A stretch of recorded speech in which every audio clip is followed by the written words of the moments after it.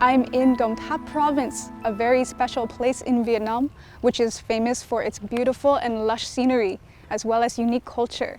I'm so excited to be here and explore more, and especially to be among the lotus fields. Wow, it's so peaceful and nice. Tháp province is well known for the lotus. For many Vietnamese, the line Tháp 10 đẹp nhất bông sen, lotus is the most beautiful thing in Tháp 10. It's the first thing that springs to mind when it comes to this Mekong Delta province. However, visitors to Tháp will soon realize that its appeal not only lies in fragrant and verdant lotus fields, but also comes from the locals themselves.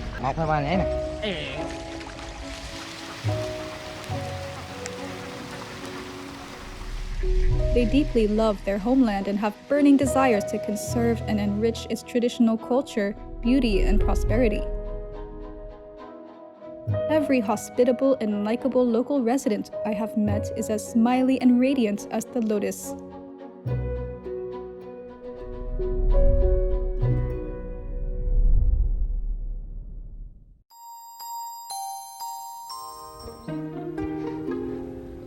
I found my way to Viet Mekong Farmstay, a unique tourist destination deep inside a field in Tham Nom district, Tháp province. In this farm, the owners are both farmers and tourism service providers. Hello. Sa có mệt không? Dạ không. Vậy mời Sa vào Viet Mekong Farmstay nhé. Okay, come on.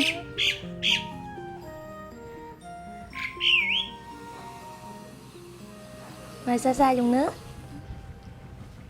Sasha nghe nói nơi này là không gian tuy nhỏ của Tháp xưa. Sa muốn tìm hiểu về văn hóa ngày xưa của ông bà mình ở đây à? Đúng rồi. Sa tìm đúng nơi rồi đó.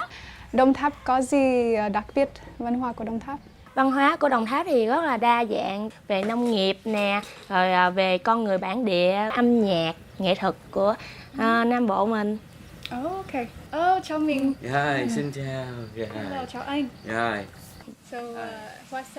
Trum is currently working as a tour guide and attending college to learn about management. Ming used to be a university lecturer, but later decided to devote himself to this farmstay. He will guide me through my exploration of the culture in the land of lotus.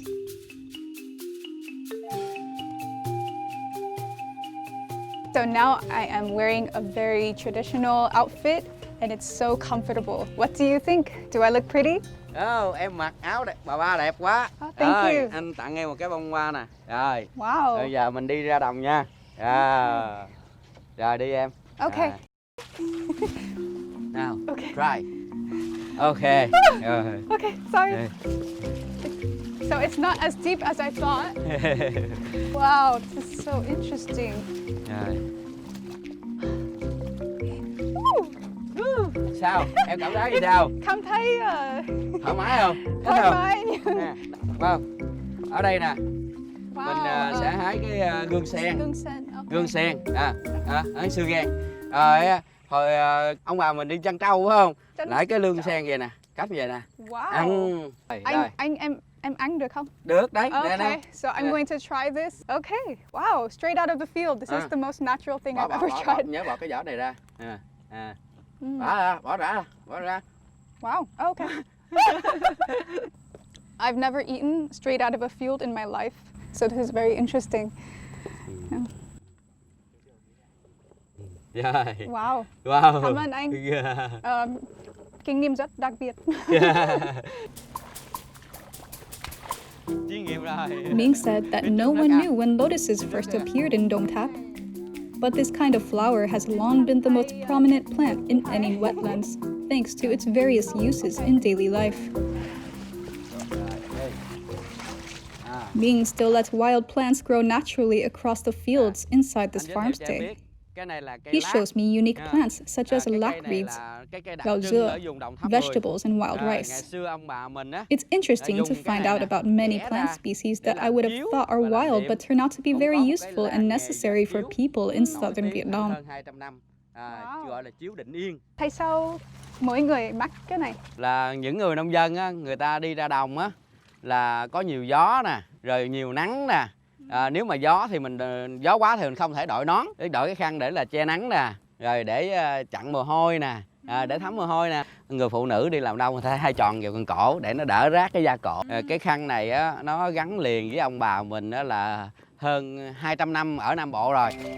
Rồi, nắng quá phải không? Anh đội cho em cái này cho nó đẹp nè. Wow. Thấy chưa? Natural hat. Rồi, natural hat. Ok, rồi mình đi. Okay. It's so beautiful. Wow, it does have a mùi rất đẹp, rất đặc biệt.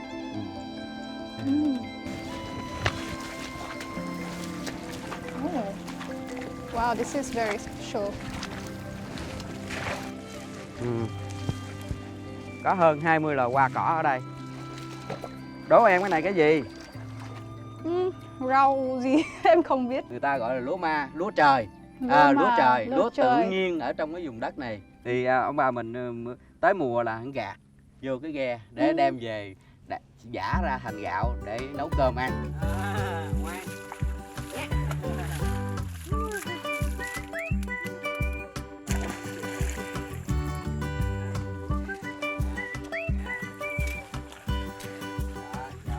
Em nghe nói mọi người rất yêu quý con trâu phải không? Đúng rồi, những người nông dân ở trên cái vùng đất nông nghiệp này nè, người ta rất yêu quý con trâu. Nó giúp người ta cày cấy, rồi nó là tài sản nữa. Hôm nay mình tắm cho nó nè để sạch sẽ, nữa chút nữa cho nó về chuồng nó ngủ. Anh nuôi con chó này bao lâu rồi? Được 3 năm rưỡi rồi. Đây là lần đầu tiên mà em nhìn thấy gân như thế này. Em có thích tắm cho nó không? Thì em thích. Ở đây, đó, đúng rồi đó. Em bước ra đây xúc nữa, con bước ra xúc ra đây. Meet you.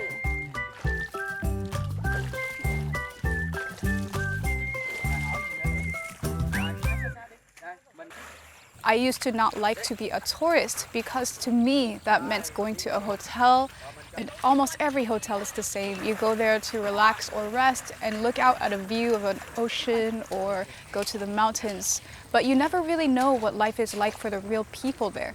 So to be able to come and experience life here as a farmer gives me a more deeper understanding of the culture and the people.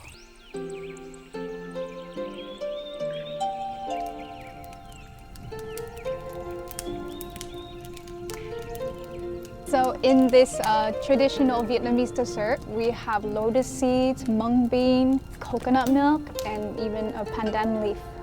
So I'm very excited to try it.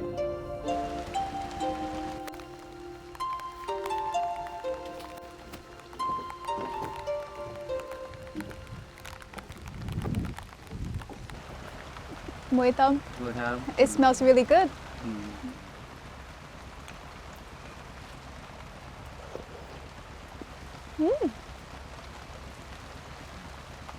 Ngon. Ngọt và ngon. Câu nào rất ngon. Thì trời mưa á, người nông dân mình vẫn đi làm. Chút nữa nếu em thích á, thì mình đi xem coi người ta làm cái gì ở trên đồng.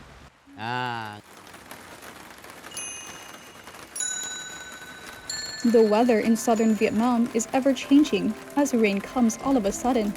But for me, rain is a good time to enjoy the countryside landscapes. I can feel the serenity that is nothing like hasty escapes from the rain in the city.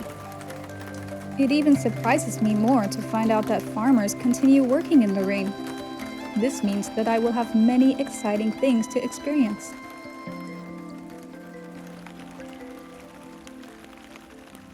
Rồi, mời bạn đi qua đây. Because it's not only less dirty, but more slippery.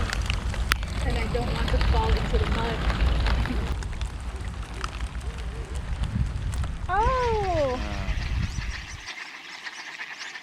Ở Nam Bộ này á, thì do là đồng ruộng bao la, người ta nuôi vịt đó, người ta nuôi rất là nhiều. Mỗi tháng, mỗi thời kỳ lúa chín người ta cắt xong cái người này chở vịt hết đồng này tới đồng kia. Ở đây là cũng có hàng ngàn con vịt. Wow, they're crossing the water. 3,000. 3.000 con vịt. Wow, it's an army! Quack, quack! Pasturing ducks on rice fields used to be very popular in the Vietnamese countryside, but not many people use this method today. Farmers pasturing ducks are always on the move, just like nomads. They keep wandering from rice field to rice field across the Mekong Delta to tend to their ducks and sell eggs.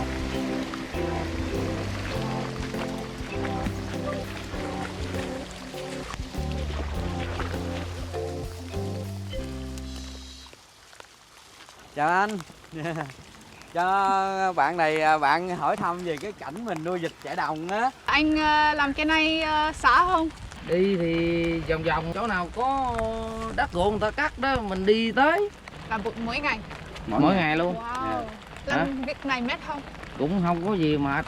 Như mình làm mướn cho mình thôi. Duck pasturing also gives people another treat. They can collect eggs being laid by the ducks on their way.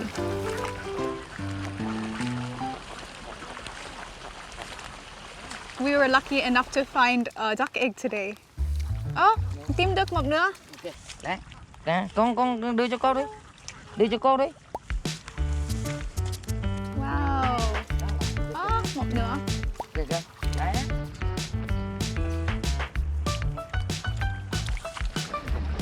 Trứng vịt này là cho ăn hay là cho nuôi? Cho ăn thôi, như cho nuôi là hiện giờ để khô ráo là mới ấp mới ra nở thành con mới cho nuôi được. Ok. Anh thường có nhiều trứng này bị rớt không? Cũng nhiều. Vậy khoảng bao nhiêu %? Tại vì vịt chạy đồng lại là cũng 2-3% mới bị ghi rớt.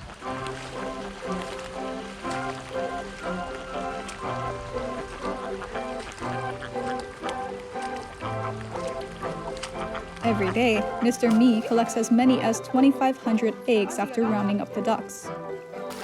He doesn't collect the eggs laid in the field. Ming tells me that children from poor families often collect those eggs to bring home. Today, I've turned into a countryside girl with a basket of eggs. Đi nè, nhảy qua nè, nhảy qua. 1, 2, 3 nhảy nè. Nhảy.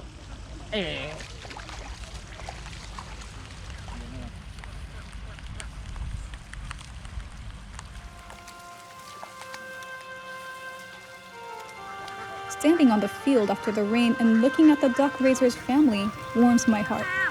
They have worked hard all day, and they can finally rest now that the ducks have returned to the coop. People here in the countryside can also make a good living if they work hard and they have the heart for work in the countryside like this, because it really is a bit tough going around from place to place.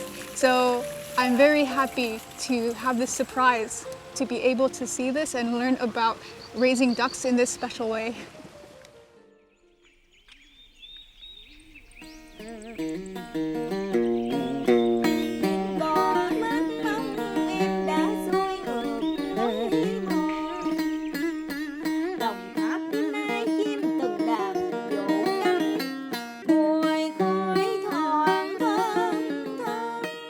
So now I am here at dinner with a very beautiful ambiance. In front of me, I have a kerosene lamp. This is very special, especially with the people of Đồng Tháp and the people from that time, because this kerosene lamp carries a lot of nostalgic memories. Khi anh xông tối như thế này, anh có sợ không? Không sợ. Bởi vì mọi người thấy với nhau không có sợ gì hết á, ai cũng giống nhau mà. Ok. Cô chú có kỷ niệm đặc biệt nào bên đền dầu? Cái kỷ niệm của tuổi thơ á, là những đêm mà đèn hết dầu, đang học bài hoặc là làm việc gì đó mà đèn hết dầu, có thể là đi hàng xóm để mượn. Hàng xóm có không? Thì cũng hên xui. Nhớ lại cái thời đó thì mình cũng rất là thấy thú vị, nó khơi lại cái kỷ niệm hồi tuổi thơ của mình. Nhưng nhiều khi tối nào mình đi ruộng về trễ đó thì mình cũng nấu cơm xong rồi nhiều khi đang nấu cái mưa gió đó, cái gió thổi tắt đèn cái mình cũng phải đốt bằng cái cọng tàu dừa mình đó, rồi mồi qua cái đèn để mà mình nấu tiếp. Cảm ơn gia đình cô chú đã chuẩn bị đồ ăn. Và cảm ơn các anh chị nghệ sĩ đàn và hát rất hay. This is the first time I've ever listened to Southern Vietnamese folk singing, đơn ca tài tử, in such a special place, filled with the dim glow of an oil lamp. I may not be familiar with that glow, but it's still great to listen to the melodies and songs that come from the heart and soul of Dom Tháp locals and their nostalgic stories. These days, the oil lamp is disappearing. That is inevitable in modern life. But visitors to Dom Tháp may be intrigued to find out that this once popular lamp is still present in daily life in such a unique way. Đói bụng không? Em rất đói bụng.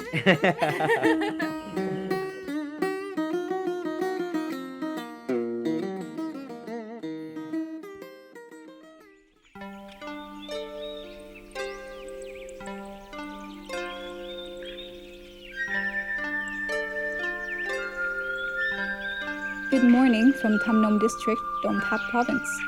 I will never forget this poetic scenery, from the field to the simple thatched house, and the people who brought me beautiful memories of local landscapes and culture.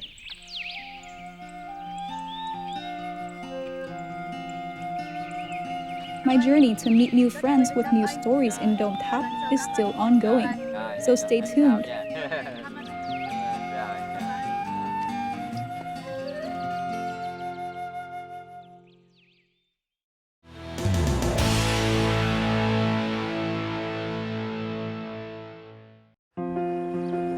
Dom Tháp locals have a deep appreciation and love for the lotus.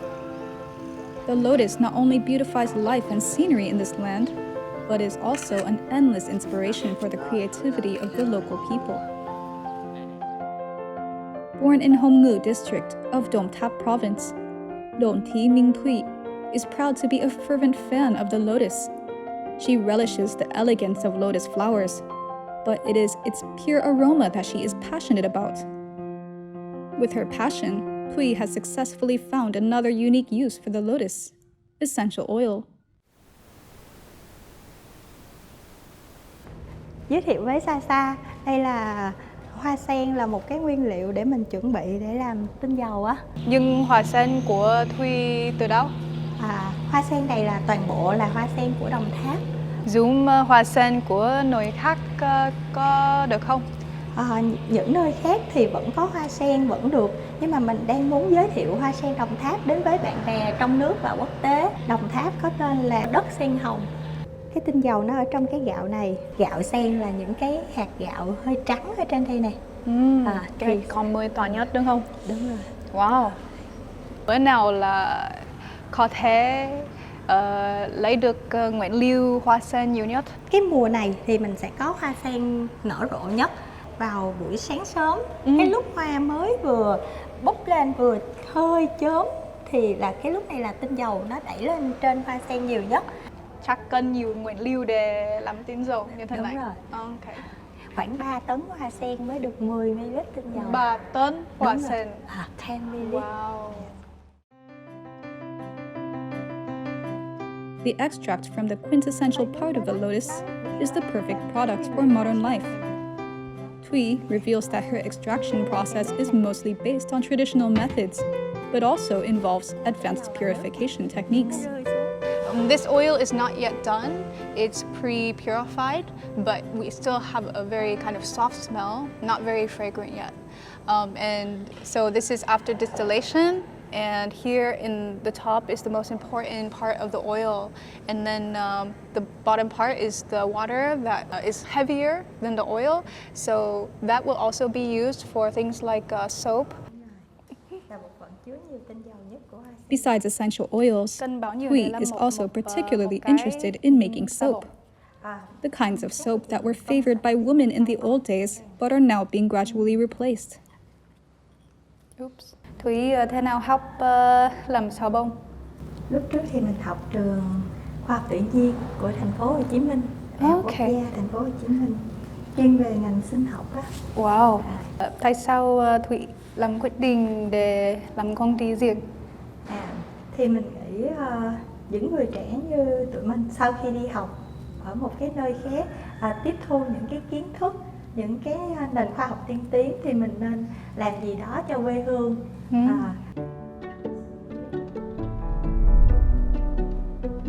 So first we did a mix of a few different types of base oils, and then we weighed it, and then we mixed it together.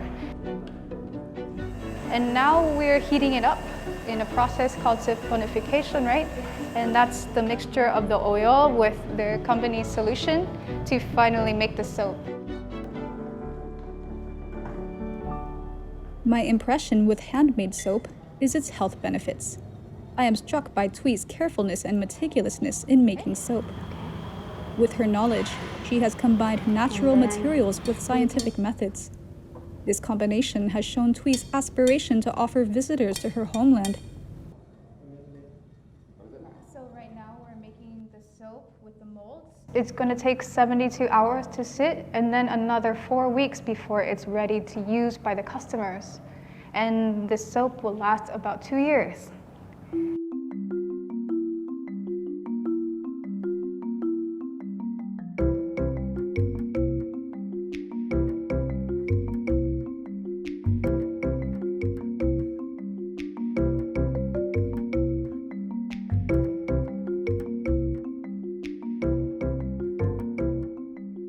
Sen Dom Tap soap contains a combination of the warm aroma of cajeput and the gentle, refreshing scent of the lotus, which reminds people of the land of virgin cajeput forests and blooming lotus swamps.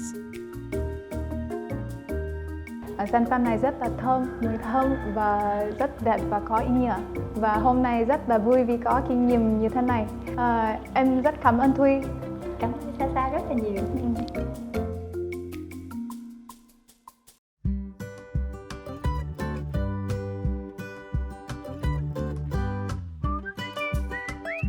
My next destination in this journey is Khao Lang City, the capital of Dom Thap province. In the middle of this bustling city, I found a peaceful house. Its owner is Ngo Chi Khom, who did a Master of Science in Chemical Engineering for Sustainable Development in France. Being nicknamed Khom Sen, Khom Lotus, he has successfully found new uses for his homeland's materials at a young age. Mùi thơm. Nó vẫn là những cái hoa sen thật đã được sấy khô rồi, giữ được cái độ mềm của cánh cũng như là độ nở của hoa. Nhưng hoa sen khô như thế này sẽ được bao lâu? Cái này sử dụng thời gian trung bình khoảng 6 tháng tới 1 năm. Wow. Nhưng tại sao là màu trắng này? Hoa sen thì nó có nhiều chủng loại, trong đó là nó có màu trắng, nó có màu hồng. Và tùy theo sở thích của mỗi người, mình sẽ cung cấp cho họ một cái loại hoa sen mà họ thích. Bên anh vẫn còn làm một số cái sản phẩm khác từ lá sen, như là trong lĩnh vực thời trang. Fashion. Đúng rồi. Đây là một trong những cái ứng dụng của lá sen vào trong lĩnh vực thời trang. Cái này cũng là lá sen thật. Đúng rồi. Wow. The dried lotus leaf is Khom's new initiative. Lotus leaves used to be thought of as the least valuable part, but Khom has managed to turn it into an eco-friendly and unique material for fashion and decoration. What's special is that Khom has successfully applied the drying technique he learned in France. It helps him dye lotus leaves but still retain its natural softness and patterns. Thus, each lotus leaf maintains its distinctive beauty. It's very creative. When I saw his products, they're very meaningful and special. It's amazing how you can use one material in so many ways.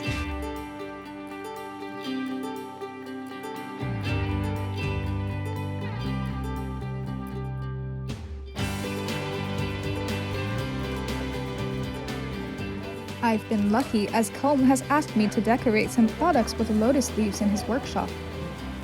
This job reminds me of my favorite arts and crafts subject in my childhood.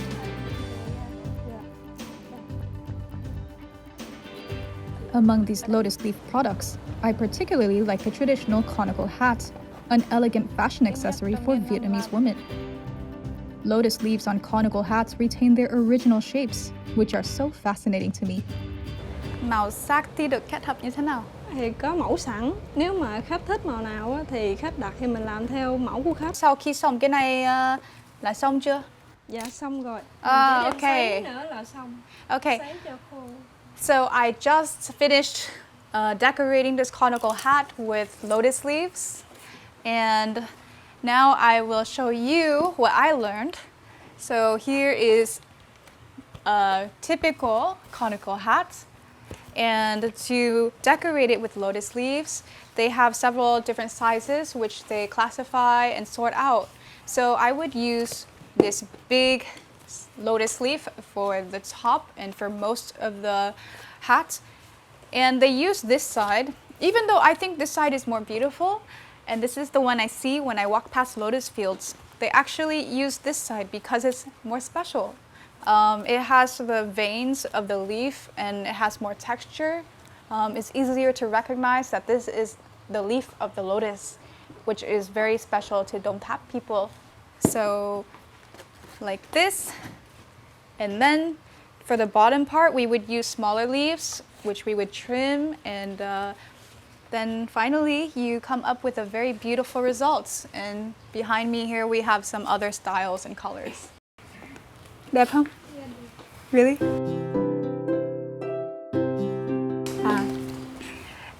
Thiên nhiên là yêu thích nhất của Sasha. Chị cũng nghĩ sẽ rất hợp với nhiều áo dài của Sasha. Áo dài với áo bà ba đồ chụp lên đẹp lắm. Áo bà ba. So I just got done with this hands-on experience here, adding lotus leaves to different kinds of crafts. And I was curious if you guys can also have this experience. So I heard that if you want to try these kinds of activities as well, they do have them for different trade shows and trade fairs, as well as at Vincom Mall. So I hope you guys can also enjoy this experience like I did.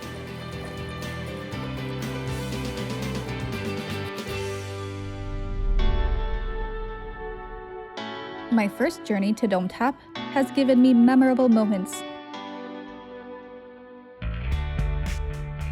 I've had the chance to live like Vietnamese farmers in the past, learn about their jobs and explore cultural traditions that seem to have been forgotten. I've also felt the adoration of their homeland in each of the Dom Tháp locals.